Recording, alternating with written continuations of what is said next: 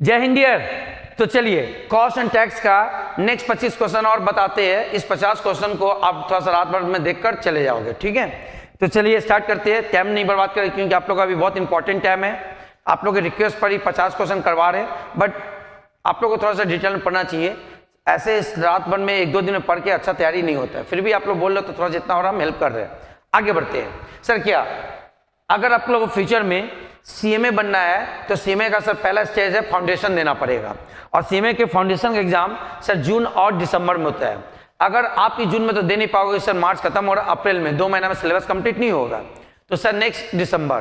तो सर अगर आप और लेट करते हो तो सर दिसंबर में नहीं दोगे तो फिर अगले बार जून में, तो 6 महीना लेट होते चले जाएगा।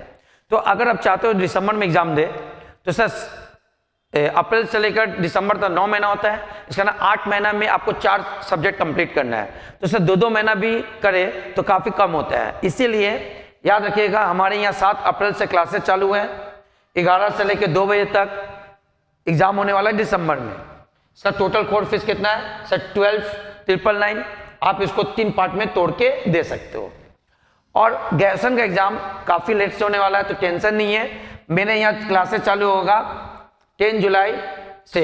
सर इसका एग्जाम कब होगा 2026 के फरवरी और मार्च में। सर उसका क्लास टाइमिंग क्या होगा जुलाई से 3 बजे से लेकर 4 बजे तक। उसका कोर्स फीस रहेगा पर मंथ 799। बट एक ऑफर है, अगर आप सीएमए एडमिशन लेते हो तो आपको यहाँ फर्स्ट सेमेस्टर का क्लासेस पूरा ऑल सब्जेक्ट आपको फ्री ऑफ कॉस्ट में करवाया जाएगा। जो केवल ग्रेजुएशन पढ़ते हैं उसके साथ करवाया जाएगा, ऐसा नहीं अलग। ओके चलिए अब जल्दी से खत्म करते हैं। सर क्या 25 क्वेश्चन, क्या 25 क्वेश्चन है। पहला question, which method of the material issue pricing follow assumption the last purchase item are issue the first. जो लास्ट में आएगा वो पहले निकलेगा, सर उसी को बोलते हैं LIFO, last in first out. Question number 2, the formula for calculating bonus Rowan premium plan में बोनस निकालने का फॉर्मूला क्या होता है, तो आंसर है B, time taken by time allow into time save into rate per hour. Question number 3, which of the following is not include in the prime cost. Cost sheet पढ़े हो तो प्राइम कॉस्ट में तीनों में से कौन सा इंक्लूड नहीं होता है। सर डायरेक्ट मटेरियल आता है, डायरेक्ट लेबर आता है, डायरेक्ट एक्सपेंस, जो डायरेक्ट सब प्राइम कॉस्ट में आता है। सर आंसर होगा सी।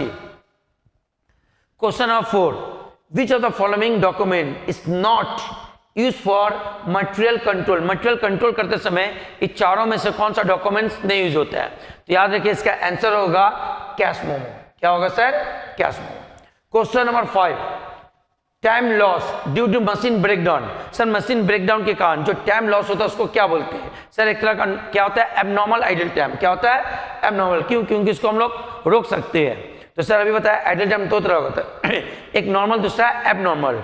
तो सर मशीन ब्रेकडाउन जो है इसको ठीक से अगर रिपेयरिंग किया जाए, ठीक से देखभाल किया जाए तो इस लॉस को रोका जा सकता है, इसीलिए इसको एबनॉर्मल आइडल टाइम बोलते हैं। चलिए question number 6, opening balance of new material 50 unit ₹4, purchase 100 unit ₹6, issue 100 unit, sir 100 unit issue किया। Value of closing stock under FIFO method. Sir FIFO method से क्लोजिंग स्टॉक का वैल्यू निकालना है, तो FIFO method में फर्स्ट इन फर्स्ट आउट। तो sir 100 बिक्री किया तो जरूर पहले ये 50 निकला होगा, 100 में से 50 निकला होगा, तो सर यहाँ 50 बचा होगा। तो हमारा क्लोजिंग स्टॉक में स्टोर हाउस में जो क्लोजिंग स्टॉक होगा सर इसमें से 50 तो होगा, इसका दाम कितना 6 रुपये करके, तो 50 में 6 का इंटू करेंगे तो 50 में 6 का इंटू करो तो 300। आंसर होगा बी, 300 रुपया।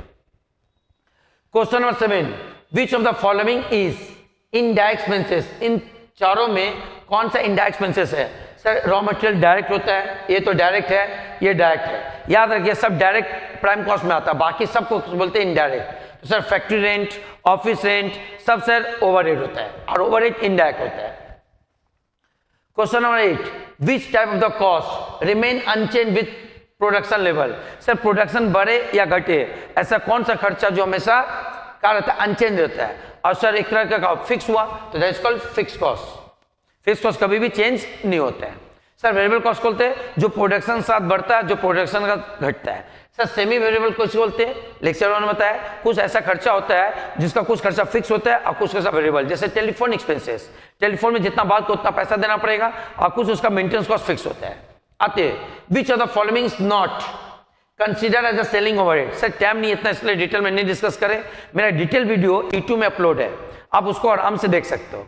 अगर कोई पहली बार आ रहे हो, सर वीडियो के नीचे व्हाट्सएप ग्रुप है, उसको क्लिक करके ज्वाइन कर लो, फ्यूचर में आपको हेल्प मिलता रहेगा। आगे सर इसमें से कौन सा सेलिंग ओवरहेड में कंसीडर नहीं किया जाता है? तो सर सेलिंग ओवरहेड में फैक्ट्री जो होता है वो सेलिंग ओवरहेड में कंसीडर नहीं किया जाता है। Question number 10, which type of idle time is unavoided? कौन सा जो अनअवॉइडेबल है?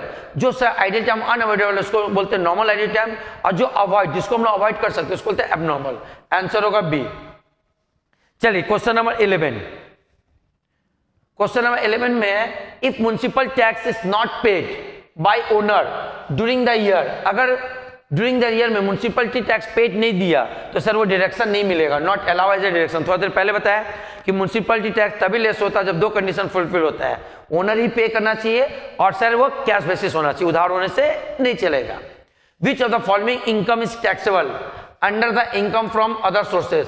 Sir income from other sources में इन चारों में कौन सा टैक्सेबल होता है? तो सैलरी सर सैलरी में होता है, इनकम फ्रॉम फिक्स डिपॉजिट होता है, ये तो सर पीजीपी में आएगा, ये कैपिटल गेन में आएगा। आंसर होगा B. Question number 13, winning from lottery is taxable? Sir lottery में जीतना ये सर टैक्सेबल होता है इनकम फ्रॉम अदर सोर्स में। आंसर होगा B. Question number 14, family pension taxable किस सेट में? सर फैमिली पेंशन में इनकम फ्रॉम अदर सोर्स में आता है, C. Question number 15, which section of the income tax deal with income from house property? Sir थोड़ा देर पहले बताया इनकम फ्रॉम हाउस प्रॉपर्टी का सेक्शन है 22 से 27, तो सर आंसर होगा सी। ओके चलिए क्वेश्चन नंबर 16।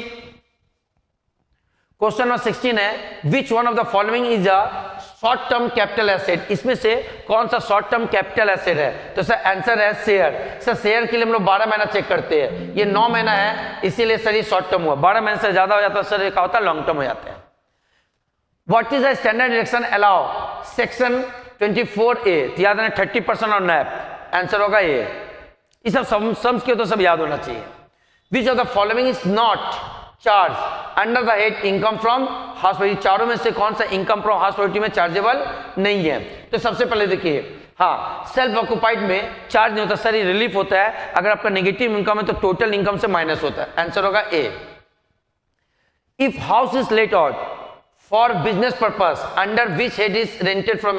अगर आप घर किसी को भाड़े में दिए और वो उस पर बिजनेस कर रहा है तब भी सर ये इनकम फ्रॉम हाउस प्रॉपर्टी में ही टैक्सेबल होगा, आंसर होगा A. Question number 20, sir MP MLA को जो सैलरी मिलता है वो सैलरी में टैक्सेबल नहीं होता है sir, it is a taxable under the income from other sources, तो सर आंसर होगा बी। क्वेश्चन नंबर 21,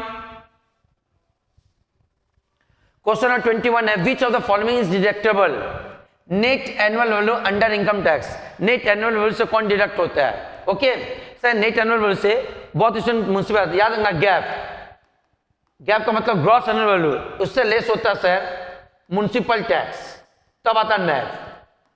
तो सर गैप से लेस करता म्युनिसिपल टैक्स, वो नहीं होगा। नैब से क्या लेस होता है? तो सर नैब से लेस होता है डिडक्शन, क्या सर स्टैंडर्ड डिडक्शन दो तो 14A 14B है ना, एक 30% मिलता है और इंटरेस्ट ऑन बोर्ड कैपिटल, तो आप टिक मार दोगे बी में। क्वेश्चन नंबर 22, सर 22 का क्या क्वेश्चन है? Under income tax at which of the following is not including income from other source? इसमें से कौन सा इनकम फ्रॉम अदर सोर्स में नहीं आएगा? फैमिली पेंशन आएगा, डिविडेंड आएगा, फिक्स डिविडेंड आएगा, बट सैलरी नहीं आएगा, ये आएगा इनकम फ्रॉम सैलरी का हेड में। Question number 23, what is the period of holding required for share consider long term capital asset? Sir long term capital asset के लिए शेयर का कितना देखते थे? सर 12 महीना देखते हैं, 12 महीने से ज्यादा। Next question, question 14, which of the following is not deductible under income from house property? है ना, इन चारों में से कौन सा डिडक्ट नहीं होता? Sir interest on home loan less होता ही है, म्युनिसिपलिटी टैक्स लेस होता है, स्टैंडर्ड सर फायर इंश्योरेंस नहीं होता है। Question number 25, if rent receive from house 1,20,000 per year and municipal tax 20,000 net annual value, तो सर इसको मान लेंगे गैप से म्युनिसिपल टैक्स लेस करेंगे है ना 20,000, तो 1,20,000 में 20 माइनस करेंगे तो बचेगा कितना? 1 लाख। 1 लाख आपका आंसर होगा। तो ये रहा आपका 25 क्वेश्चन और पहला इलेक्शन 25, ये 25 और 25 50 क्वेश्चन को अब रात भर तैयारी करो, कल के एग्जाम में आप लोगों को कुछ ना कुछ हेल्प मिलेगा। ओके, तो चलिए आज के लिए जय हिंद, गुड नाइट, शुभ रात्रि, सब्बा खैर, और कल के लिए गुड लक। अच्छा से एग्जाम दीजिएगा, जितना प्रिपेयर किया उतना अच्छा से दीजिए। मतलब सर इन शॉर्ट ऐसा एक रात 2 रात पहले नहीं पढ़ना चाहिए, हम भी इसके फेवर में नहीं है। आप लोग काफी रिक्वेस्ट किए तो 50 क्वेश्चन मोस्ट इंपॉर्टेंट सेलेक्ट करके दे दिए। प्लीज नेक्स्ट टाइम आगे का पढ़ाई में थोड़ा सा पहले से तैयारी करिए। सर कॉस्ट एंड टैक्स का पूरा वीडियो सर यूट्यूब में अपलोड है, तो आप चाहते तो सर वहां से अच्छा से तैयारी कर अच्छा एग्जाम दे सकते थे। फिर भी आपकी रिक्वेस्ट पर हम आपको ये वीडियो बना दिए। इस 50 क्वेश्चन को देखो, आशा करते कल का एग्जाम अच्छा जाएगा। ओके चलिए, बाय एंड गुड लक।